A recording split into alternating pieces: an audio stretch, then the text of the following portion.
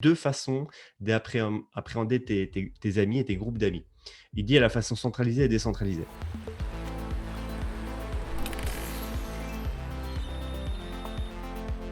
Alors, c'est un tweet de George Mack. C'est un mec qui a commencé à faire pas mal de tweets sur le sujet des modèles mentaux. Et donc, lui, ce qu'il aime bien, c'est les frameworks. C'est Monsieur Framework. Et donc là, il voulait frameworkiser le concept d'amis.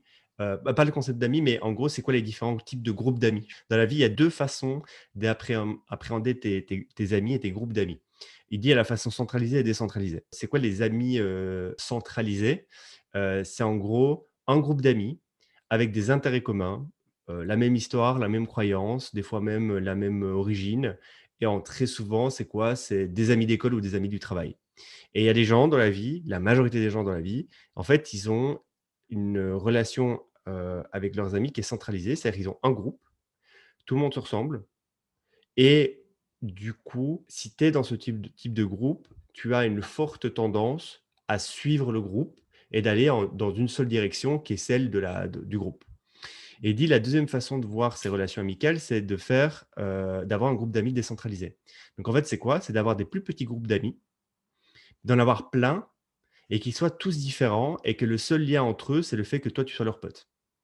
Et du coup, ces groupes-là ne se connaissent pas. Par contre, toi, tu les connais tous. Ces groupes-là ne sont pas connectés.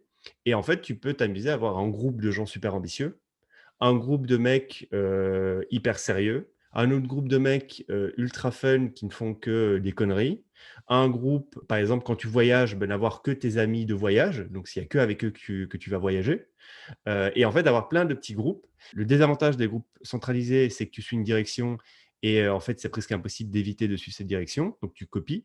Alors que l'avantage des groupes décentralisés, c'est que chacun des groupes va dans des directions différentes. Quand tu es encerclé de gens qui vont dans des directions différentes, c'est très dur de les copier. Et du coup, ce que tu dois faire, c'est que tu t'inspires de chacun de ces groupes pour essayer de créer ta propre direction à toi. Mmh. Et donc, tu ne ressembles jamais à la direction d'un groupe en particulier, mais en fait, tu t'inspires de chacun des groupes pour te former ta propre façon d'avancer dans la vie.